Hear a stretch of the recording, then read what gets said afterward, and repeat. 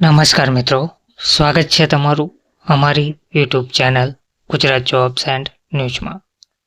મિત્રો, મધ્યાહન ભોજનમાં ન્યૂનતમ વેતનથી પણ ઓછો પગાર ચૂકવાય છે. આંગણવાડી મધ્યાહન ભોજન યોજના, જેમાં મહિલા સશક્તિકરણની વાતો થઈ રહી છે.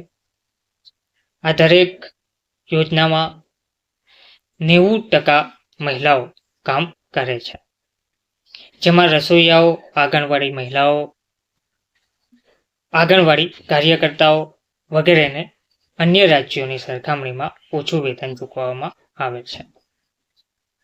તો આંગણવાડી તેમજ મધ્યાહન ભોજનના ન્યૂનતમ વેતનને લઈને મહત્વપૂર્ણ સમાચાર સામે આવી રહ્યા છે. વિગતવાર જોઈએ તો મધ્યાહન ભોજનમાં આંગણવાડીમાં ન્યૂનતમ વેતનથી પણ ઓછો પગાર ચૂકવાય છે.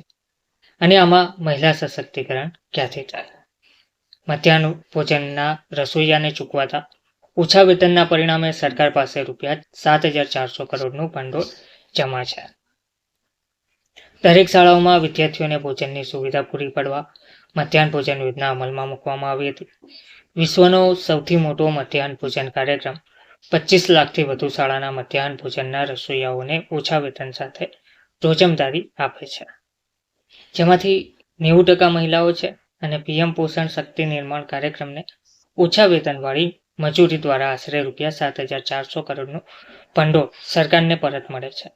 જે રકમ એકલા કેન્દ્ર દ્વારા બચત કરાયેલી રકમ યોજના માટે તેના કુલ વાર્ષિક બજેટના અડધાથી વધુની સમકક્ષ છે.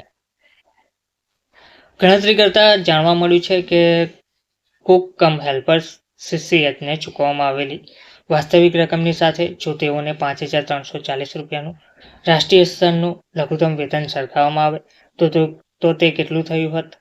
ત્યારે બંને વેતનના આંકડાઓ વચ્ચેનો તફાવત આશરે ₹7,400 કરોડ 6,065 કરોડની સામે ₹13,439 કરોડ જેટલો હતો. તો કેન્દ્ર સરકાર મોટાભાગના રાજ્યોમાં તેના દ્વારા નક્કી કરાયેલ માનદ વેતનના 60% ₹1,000 પ્રતિમાસ અને અન્ય કેટલાક રાજ્યોમાં 90% વેતન આપવામાં આવે છે. તો કેન્દ્રના બિલની ગણતરી દર મહિને ₹1,000ના માનદ વેતન પર કરવામાં આવી હતી. ગણતરીના અંતે તફાવત જોવા મળ્યો.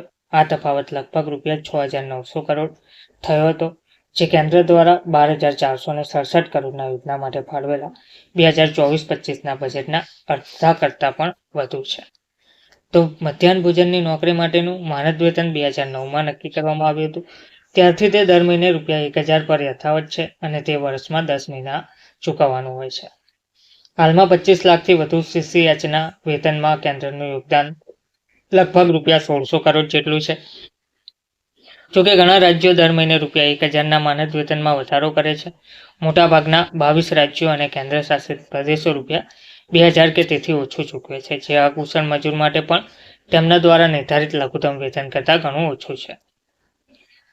જોકે મોટાભાગના રાજ્યોમાં રસોઈને કુશળ મજૂર તરીકે વર્ગીકૃત કરવામાં આવ્યા છે, જ્યારે સરકાર CCHના કામને અસંકાલિક અને સ્વૈચ્છિક માને છે, ત્યારે તેઓ વાસ્તવમાં 8 કલાક કે તેથી વધુ કામ કરે છે, કારણ કે તેમાંના દરેક પાસે માત્ર 50 વિદ્યાર્થીઓ માટે રસોઈ કરવાની અપેક્ષા જ નથી. મોટાભાગના કિસ્સાઓમાં તેઓ શાળામાં વિચિત્ર નોકરીઓ કરવા માટે પણ બનાવવામાં આવે છે. ધન્યવાદ.